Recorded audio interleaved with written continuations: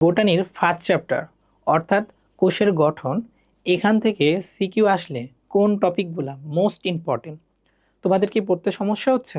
যদি সমস্যা হয়ে থাকে একটু সময় নিয়ে ভিডিওটা দেখে নাও, এরপর ওই টপিকগুলো পড়ো।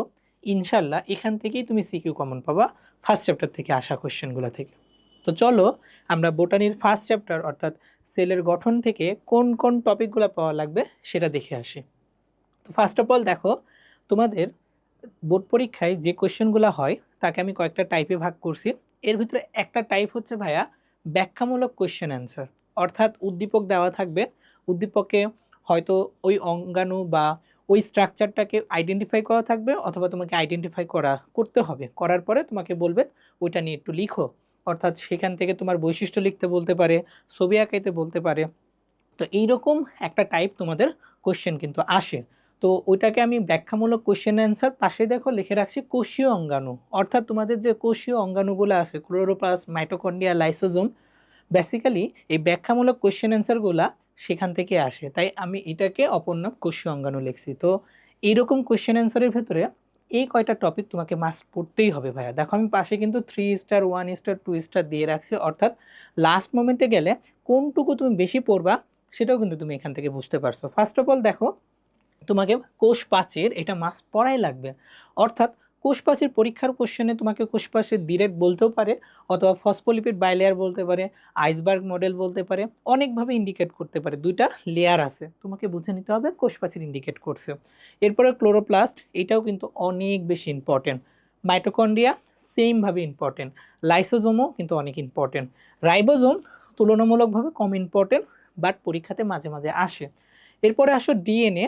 ডিএনএর স্ট্রাকচারটা অনেক বেশি ইম্পর্টেন্ট, বিশেষ করে যে মডেলটা আছে সেই মডেলটা তোমরা একটু ভালো মতো দেখবা। আরএনএ অনেকগুলো আছে, বাট আমরা অ্যাটলিস্ট টিআরএনএ এবং এমআরএনএ এই দুইটা মাস্ট পড়বই ভাইয়া সিকিউতে জন্য। লাস্টলি আসো ক্রোমোজোম। ক্রোমোজোমের ভিতরে যে বাহুগুলো আছে VLJI, সেইগুলার স্ট্রাকচারটা হালকা করে দেখতে পারো, বাট এটা অত বেশি ইম্পর্টেন্ট না, বাট উপরেরগুলো অনেক বেশি ইম্পর্টেন্ট। তো এই টপিকগুলো ইম্পর্টেন্ট, এটা তো বুঝলাম ভাইয়া। এখন এখান থেকে কোশ্চেন আসলে অ্যান্সারটা কিভাবে দিব? এই যে দেখো, বেস্ট ওয়েটা আমি তোমাদের জন্য লিখে রাখছি। তোমরা যেহেতু একটা সিকিউর জন্য 30 মিনিট করে সময় পাচ্ছ, এই কোশ্চেনগুলো গ বা ঘতে আসবে, ধরো তোমরা এনাফ টাইম পাবা। তো তোমরা চাইলে এই জিনিসটাকে ফলো করতে পারো। ফার্স্ট অফ অল সিকিউ লেখার সময় তুমি ওই জিনিসটাকে আইডেন্টিফাই করবা, এখান থেকে একটা নাম্বার পাবা।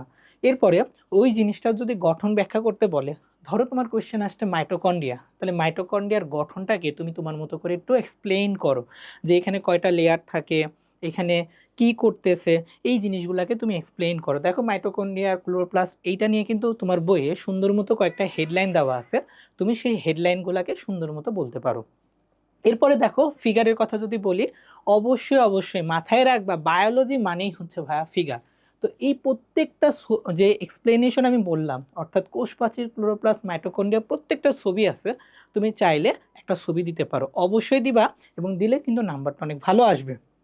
আর লাস্টলি যদি তুমি দেখো তোমার হাতে এনাফ টাইম আছে, তাহলে ওই অঙ্গাণুগুলার একটু কাজ বা বৈশিষ্ট্য লিখে দিবা। ধরো তোমার মাইটোকন্ড্রিয়া তোমার কোশ্চেনে আসতে, তাহলে তুমি প্রথমে আইডেন্টিফাই করলা, এরপরে তার গঠনটা বললে একটা সুন্দর ছবি আঁকাইলা, তারপরে যদি তুমি যে মাইটোকন্ড্রিয়ার কয়েকটা কাজ লিখে আসতে পারো, তুমি কিন্তু ওইখানে ফুল নাম্বারটা ইনশাল্লাহ পাবা। তো এইটা একটা টাইপ গেল, এই টাইপটা কিন্তু অনেক বেশি ইম্পর্টেন্ট। এরপরে তোমাকে যদি আমি আরেকটা টাইপের কথা বলি, দেখো ভাইয়া লাস্টের একটা টপিক, এবং এটা সিকিউ এর জন্য ধরেই নিতে পারো আসবে, সেটা হচ্ছে ভাইয়া উদ্দীপকটা বিভিন্নভাবে হইতে পারে, বা আমি যদি জিস্টের কথা বলি, এইটা হচ্ছে তার জিস্ট। অর্থাৎ ফার্স্ট অফ অল ডিএনএ থেকে ডিএনএ, ডিএনএ থেকে এমআরএনএ, এমআরএনএ থেকে প্রোটিন। অর্থাৎ তোমাকে এইভাবে অনেকভাবে কোশ্চেনটা ঘুরাই দিবে, বাট জিস্ট হচ্ছে এইটাই, তোমাকে বুঝে নিতে হবে কিন্তু, যে ডিএনএ থেকে ডিএনএ হলে তাকে কি বলে বলো তো? রেপ্লিকেশন। ডিএনএ থেকে এমআরএনএ হলে এটাকে বলে ট্রান্সক্রিপশন, আর এমআরএনএ থেকে প্রোটিন হলে ওটাকে বলে ভাইয়া ট্রান্সলেশন। তো তোমাকে যেটাই দিক, তুমি যদি বুঝে নিতে পারো একবার, তাহলে কিন্তু হয়ে যাচ্ছে। আর তার মানে তোমাকে রেপ্লিকেশন, ট্রান্সক্রিপশন, ট্রান্সলেশন, এই তিনটা একটু ভালো মতো পড়তে হবে। এখান থেকে কি পড়বা? আগে সুন্দর মতো একটা ফিগার পড়বা ভাইয়া। ফিগার দেখলেই স্যার নাম্বার দিবে। ফার্স্ট অফ অল কি হবে, তুমি আইডেন্টিফাই করলে একটা নাম্বার পাইলা, ফিগারে একটা নাম্বার পেয়ে যাবা। এরপর একটু ব্যাখ্যাটা লিখো, শুরু হচ্ছে ইনিশিয়েশন, ইনসারশন, লাস্টে কি মাঝখানে কি হচ্ছে, ইলংগেশন হচ্ছে। তুমি যদি এই জিনিসটা লিখে আসতে পারো তাহলে কিন্তু হয়ে যাচ্ছে। তাহলে এই টাইপের সিকিউ অনেক বেশি ইম্পর্টেন্ট। এরপর আসো ভাইয়া, আমি যদি আরেকটা টাইপের কথা বলি, তাহলে আরেকটা টাইপ হচ্ছে ভাইয়া পার্থক্য। পার্থক্য থেকেও কিন্তু এখানে গ বা ঘতে তুমি একটা কোশ্চেন পাইতে পারো। তো তোমাদের ফার্স্ট চ্যাপ্টারের জন্য সবচাইতে ইম্পর্টেন্ট যে পার্থক্য, আমি সেটা এখানে লিখে রাখছি, দেখো, আদি কোষ আর প্রকৃত কোষ, এই পার্থক্য কিন্তু পড়ায় লাগবে, একদম চ্যাপ্টারের শুরুতেই কিন্তু এই পার্থক্যটা দেওয়া আছে। এরপর আসো ডিএনএ এবং আরএনএ এর পার্থক্য, এটাও মাস্ট লাগবে। এগুলো আসলে মুখস্থের না, এমনিতে তুমি যদি একটু রিডিং দাও দেখবা যে হয়ে গেছে।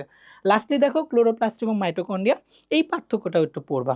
এই তিনটা পার্থক্য পড়তে পারলে ধরে নিতে পারো যে এই চ্যাপ্টার থেকে পার্থক্য রিলেটেড কোনো কোয়েশ্চেন আসলে তুমি সেটা অ্যান্সার করতে পারবা। লাস্টলি আরেকটা টাইপের কথা বলবো, সেটা হচ্ছে ভাইয়া ফিগার।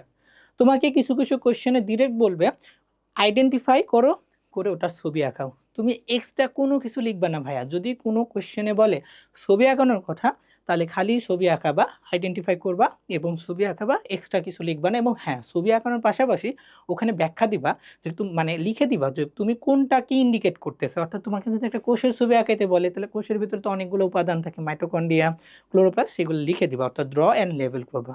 ওকে, তাহলে ছবির কথা বললে আমি দেখো বইয়ের থেকে কিছু ফিগার নিছি, এই ছবিগুলা মাস্ট দেখে যাবাই। ফার্স্ট অফ অল যদি বলি, এই যে দেখো একটা কোষীয় অঙ্গাণু, উদ্ভিদের একটা কোষীয় অঙ্গাণুর ছবি, এই ছবিটা তোমরা মাস্ট প্র্যাকটিস করে যাবাই যাবা, এটা লাগবেই কিন্তু। এরপরে যদি বলি আরেকটা ফিগার আসার মতো, সেটা হচ্ছে ভাইয়া ফসফোলিপিড বাইলেয়ার, এই ফিগারটা তোমাকে অবশ্যই অবশ্যই প্র্যাকটিস করে যাইতে হবে, খুবই ইম্পর্টেন্ট। ধরে নিতে পারো ওই এইটা না হলে আগেরটা পরীক্ষাতে চলে আসছে। এরপরে ভাইয়া দেখো আরেকটা ফিগারের কথা যদি বলি, তাহলে ডিএনএর স্ট্রাকচার। তোমাদের ডিএনএর স্ট্রাকচার আসলে সুন্দর মতো ব্যাখ্যা দেওয়ার জন্য এটা দুইটা বা তিনটা বাহু লিখো, আর এটা একটু আঁকাই দাও, এটা পুরাটা আঁকাও, এটা আঁকানো তো কোনো ব্যাপার না, দুইটা চেইন আঁকাইলেই হয়ে যাচ্ছে, তার সাথে তুমি এটাও যদি একটু আঁকাই দাও, দুইটা বা তিনটা পলিপেপটাইড, তাহলে কিন্তু দেখতে অনেক সুন্দর লাগবে এবং স্যার বুঝবে যে তুমি জিনিসটা অনেক ভালো মতো বুঝছো। আর লাস্টলি হচ্ছে ভাইয়া, এই ফিগারটা অনেক ইম্পর্টেন্ট, এটা হচ্ছে ভাইয়া টিআরএনএর ছবি, এবং পরীক্ষার হলে টিআরএনএ না বলে ক্লোভার লিপ মডেল ওটাকে বলা হয়। আমি অনেক সময় অনেক জায়গাকে অনেক স্টুডেন্ট দেখছি যারা টিআরএনএ জানে, কিন্তু ক্লোভার লিপ মডেল যে এটার অপর নাম, এটা কিন্তু জানে না। সুতরাং এইগুলো একটু মাথায় রাখো, তাহলে তুমি যদি এই চ্যাপ্টার থেকে এই টাইপের কোশ্চেনগুলো সলভ করতে পারো, তাহলেই কিন্তু হয়ে যাচ্ছে। তো এইগুলা যদি মাথায় রাখো, ইনশাল্লাহ ফার্স্ট চ্যাপ্টার থেকে আর কোনো সমস্যা হবে না। সিকিউ এর জন্য এতটুকু প্রিপারেশন নাও, ইনশাল্লাহ সিকিউ তোমরা কমন অবশ্যই পাবা। ধন্যবাদ সবাইকে।